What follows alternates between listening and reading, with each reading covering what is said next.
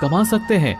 इसके बारे में भगवान श्री कृष्ण ने कहा है कि सबसे पहले आपको अपने कर्म को पहचानना होगा, यानी आपके लिए वो क्या करना जरूरी है जो आपको अपने लक्ष्य की प्राप्ति में सहायक होगा। और इसके बाद सफल होने की उम्मीद या असफल होने का भय दिल में पैदा नहीं किए बिना अपने कार्य को कैसे करें, क्योंकि आपको लगेगा कि यह कार्य मैं नहीं बल्कि स्वयं भगवान कर रहे हैं। और इसी प्रकार आपकी हिम्मत भी कभी नहीं टूटेगी, क्योंकि आपको ये लगेगा कि आप खुद नहीं बल्कि परमात्मा कर रहे हैं। तीसरा अध्याय, कर्मयोग। भगवत गीता के तीसरे अध्याय में हम ये जानेंगे कि कौन सी दो चीजें हैं जो हमें इस दुनिया में सफलता प्राप्त करने में मदद कर सकती हैं। हम इसमें यह भी समझेंगे कि हम क्या हैं और कैसे हम अपने मन को नियंत्रित कर सकते हैं। हम अपनी बुरी आदतों को कैसे छोड़ सकते हैं और अपनी मनचाही मंजिल कैसे प्राप्त कर सकते हैं। अर्जुन ने पूछा, क्या ज्ञान कर्म से ज्यादा महत्वपूर्ण है? आप तो सन्यासी बनने की बात कर रहे हैं, लेकिन फिर भी युद्ध करने की सलाह दे रहे हैं। कृपया बताएं, मैं ज्ञान का मार्ग चुनूं या कर्म का मार्ग? श्री कृष्ण ने उत्तर दिया, इस संसार में मैंने खुद दो प्रकार के योग दिए हैं। एक है ज्ञान योग और दूसरा है कर्म योग। तुम मनुष्य हो और तुम अपने शरीर के कर्मों को पूरी तरह से छोड़ नहीं सकते। तुम्हें हर दिन काम करना ही पड़ेगा, जैसे कि तुम्हें खाना खाना है और सांस लेना है। और अगर तुम अपनी इच्छाओं को किसी भी प्रकार से रोकने की कोशिश करोगे तो तुम्हारे मन में कभी भी यह संदेह नहीं होने वाला कि तुम अपनी इच्छाओं के बारे में नहीं सोचोगे। इसका अर्थ है कि तुमसे जाने अनजाने में कर्म तो हो ही जाएगा, क्योंकि तुम मनुष्य ही तो हो, तो तुम अपने धर्म से भी बंधे हो। इसलिए तुम्हारे लिए सन्यास के रास्ते की जगह कर्म का रास्ता ज्यादा सही है। मतलब ज्ञान योग या सांख्य योग की जगह कर्म योग उचित होगा। इसलिए तुम ये सोचो कि ये काम तुम नहीं कर रहे हो, बल्कि तुम्हारा शरीर प्रकृति का गुलाम होकर कर रहा है।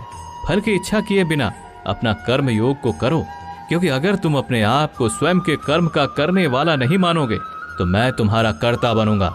और जब मैं तुम्हारा कर्ता बनूंगा तो तुम्हें बिना मांगे ही वो सभी सुख सुविधाएं दूंगा जिसकी तुम्हें जरूरत होगी।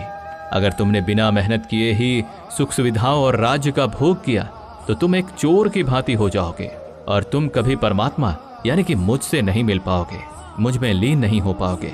जिस तरह से महान लोग खाने के लिए नहीं बल्कि जीने के लिए खाते हैं, उसी तरह से तुम भी परिणाम के लिए नहीं बल्कि भलाई के लिए युद्ध करो। हे अर्जुन, तुम मनुष्य में सबसे बड़े हो, इसलिए जैसा तुम करोगे ठीक वैसा ही तुम्हारी संतान या आने वाली सभी पीढ़ियां करेंगी। अर्जुन, तुम मुझको ही देख लो, मैं तो भगवान हूं, मुझे भला किसी काम को करने की क्या आवश्यकता है। पर मैं इसलिए अपना कर्म करता हूं क्योंकि मनुष्य की आत्मा मेरा ही तो एक छोटा सा हिस्सा है, और जैसा मैं करूंगा वैसा ही फिर मनुष्य करेगा, और इस तरह से तो पूरी सृष्टि ही नष्ट हो जाएगी। कोई अगर तुम्हारा साथ भी ना दे या तुम्हारी बुराई भी करे तो तुम उनको बिना कुछ कहे सिर्फ अपना कर्म करते जाओ, और ऐसा करने पर वो मनुष्य भी कुछ समय बाद तुम्हारे जैसा ही करना शुरू कर देगा।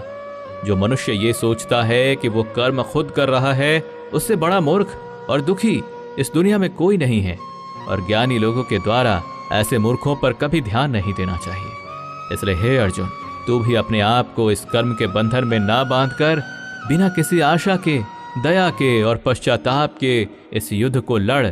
हे अर्जुन, खुद का धर्म और कर्म दूसरों के धर्म और कर्म से ज्यादा अच्छा और बड़ा समझा जाना चाहिए, भले ही हमारे द्वारा खुद के धर्म और कर्म के पालन करने में कोई कमी या कसर क्यों ना रह गई हो। अर्जुन ने फिर से पूछा कि अगर मनुष्य परमात्मा का अंश है तो उससे गलतियां क्यों हो जाती हैं और वो बुरे काम क्यों करता है। भगवान श्री कृष्ण बोले कि मनुष्य शरीर भोग विलास करना चाहता है क्योंकि उसकी प्रकृति वैसी ही है। इसलिए अगर उसकी कामना पूरी नहीं होती तो वो गुस्से में आ जाता है, और जिस तरह धुएं की वजह से आग दिखाई नहीं देती, उसी तरह क्रोध और काम की वजह से मनुष्य को अपना कर्म, धर्म और ईश्वर दिखाई नहीं देते। और इसी वजह से क्रोध और कामनाओं में आकर मनुष्य अपनी इंद्रियों और मन पर कंट्रोल खो देता है और ना चाहते हुए भी बुरे काम और गलतियां कर बैठता है। हे अर्जुन, तुम हमेशा याद रखना, इस शरीर से ज्यादा शक्तिशाली है इसकी इंद्रियां, इंद्रियों से ज्यादा शक्तिशाली है मन, और मन से शक्तिशाली है बुद्धि, और बुद्धि से ज्यादा शक्तिशाली है तुम, यानी कि तुम्हारी आत्मा।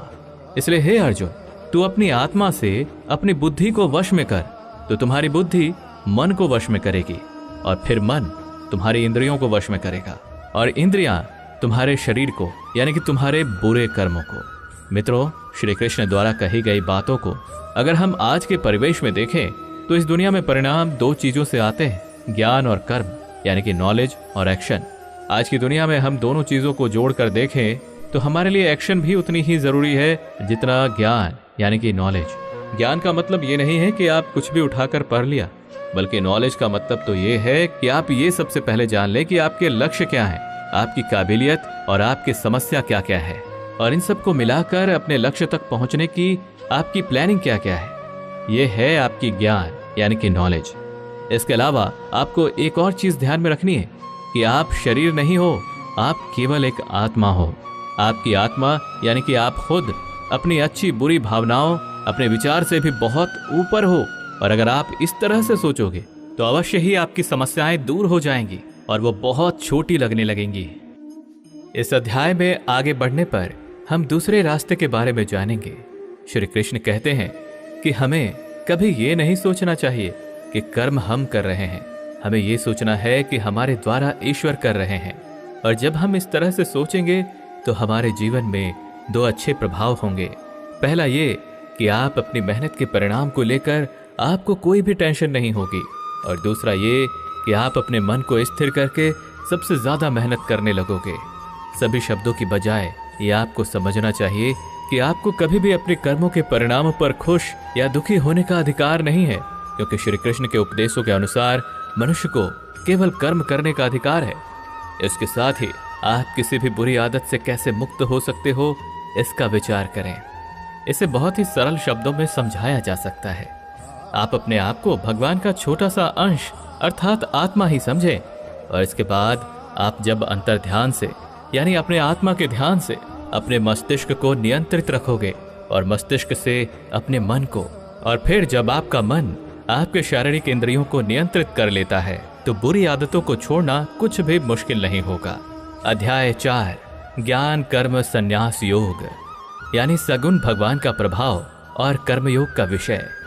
भगवत गीता के चौथे अध्याय से हमें यह ज्ञात होता है कि भगवान कब और किस रूप में पृथ्वी पर आते हैं, और यहाँ तक कि गुरु से ज्ञान कैसे प्राप्त किया जा सकता है और ज्ञान क्यों जरूरी है। श्री कृष्ण ने अर्जुन से कहा, हे अर्जुन, मैंने इस महान गीता ज्ञान को बहुत पहले बताया था, लेकिन समय के साथ वो ज्ञान समाप्त हो गया है। इस पर अर्जुन श्री कृष्ण से पूछते हैं, कृपया बताइए कृष्ण, आप तो अब वर्तमान काल में हैं, तो आप बहुत पहले के समय में ऐसा कैसे कर सकते हैं। श्री कृष्ण ने उत्तर दिया, हे अर्जुन, तुझे ये नहीं पता कि तेरे और मेरे कितने जन्म हो चुके हैं। जब इस संसार में धर्म का अस्तित्व संकट में होता है, तब मानव रूप में अधर्म का नाश करने के लिए इस धरती पर आता हूँ, और कर्म करके अपने शरीर को यहीं छोड़कर वापस जाता हूँ। जैसे कोई शिष्य मुझे अत्यधिक प्यार करता है, उसी तरह से मैं अपने शिष्यों से अत्यधिक प्यार करता हूँ। हालांकि मैंने इस संसार को बनाया है, लेकिन मैं ये नहीं सोचता कि ये मेरे द्वारा बनाया गया है। इसलिए मनुष्य को कर्म करते समय ये कभी नहीं सोचना चाहिए कि मैं कर रहा हूँ। वो मनुष्य जो किसी कर्म के फल और सुख दुख के परे होकर कर्म करता है, वही सबसे बड़ा है, जिसके पास अपने शरीर पर कोई अहंकार नहीं होता, वो अपनी इंद्रियों को नियंत्रित करता है, वही व्यक्ति सबसे श्रेष्ठ होता है। और अर्जुन, जो इस भूमि पर खुश नहीं रह सकता, वो कहीं भी खुश नहीं रहता। इसलिए किसी मनुष्य को अपने गुरु को पहचान कर अपनी इंद्रियों को नियंत्रित करके अपने लोभ को छोड़कर उनकी सेवा करने का प्रयास करना चाहिए, ताकि वे उनसे वो ज्ञान सीख सके जिससे कि बड़े से बड़े पापी भी मेरी शरण में आ सकते हैं।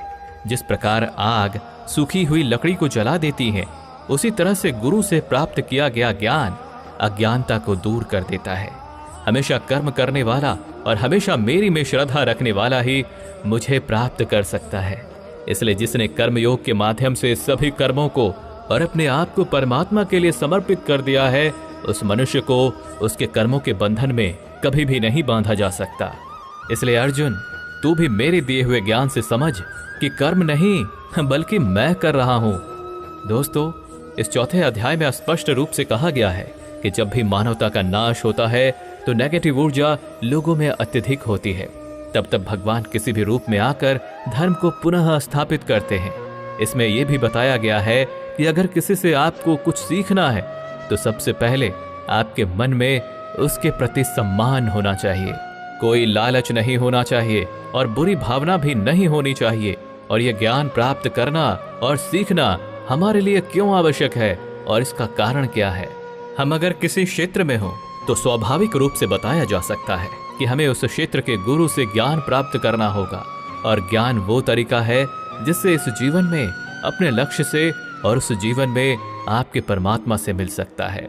अध्याय 5 कर्म संन्यास योग। भगवत गीता के 5वें अध्याय में कर्म संन्यासियों का वर्णन किया गया है और हम जानेंगे कि अपने लक्ष्य को कैसे प्राप्त किया जा सकता है और कैसे हमारे शरीर ने हमें आलस्य में बांधने की कोशिश की। अर्जुन ने कहा, हे श्री कृष्ण, मैं अभी भी ये नहीं समझ पा रहा हूं कि मेरे लिए कर्म अच्छा है या कर्मों से संन्यास। तो श्री कृष्ण ने उत्तर दिया, देखो अर्जुन, संन्यास और कर्म वे दो अलग अलग मार्ग हो सकते हैं, लेकिन दोनों का ही लक्ष्य तो समान है और वो है परमात्मा। जो व्यक्ति अपने मन को भटकने नहीं देता, जो कर्म करके भी यही समझता है कि कर्म उसने नहीं किया है बल्कि ये तो परमात्मा ने किया है, और जो सभी जीवों को उसी परमात्मा का हिस्सा मानता है, वो मनुष्य मरने के बाद परमात्मा में ही मिल जाता है। महान व्यक्ति अपने प्रत्येक कार्य को, अपने विचारों को स्पष्ट करने और दूसरों के हित के लिए ही करते हैं। परमात्मा कभी भी मनुष्यों को बुरे काम करने के लिए नहीं प्रोत्साहित करता, बल्कि लोग खुद ही अपने क्रोध और मोह में आकर बुरे कार्य करते हैं और फिर उसी प्रकार से उनके फल सुनिश्चित हो जाते हैं। मैं तो बस उनका प्रतिफल उन्हीं को वापस देता हूँ। तुम अपने शरीर को चाहे कितना ही आनंदित कर दो, इसकी इच्छाएं तब भी पूर्ण नहीं होती। इसलिए अर्जुन, तेरे जैसे बुद्धिमान व्यक्ति को शरीर की इच्छाओं में मन नहीं लगाना चाहिए।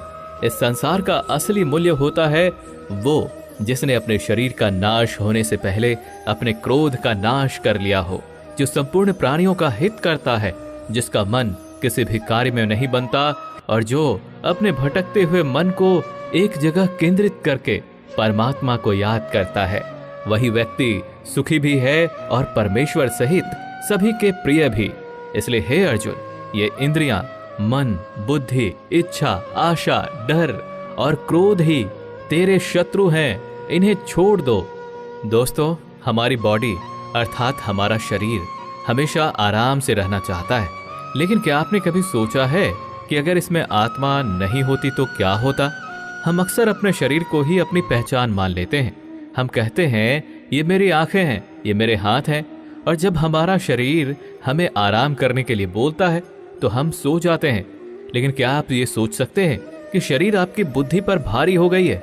इसलिए आपको ये समझना होगा कि आप एक आत्मा हैं और आपको अपनी बुद्धि से अपने शरीर को चलाना होगा।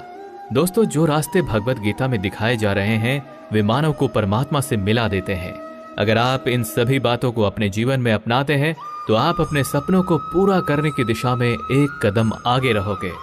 दोस्तों, जैसा कि कहा गया है कि भगवान की प्राप्ति के लिए मन को वश में करना बहुत जरूरी है, ठीक उसी तरीके से आपको अपने जीवन में भी मंजिल पाने के लिए मन को वश में करना बहुत ही आवश्यक है। श्रीमद् भगवद गीता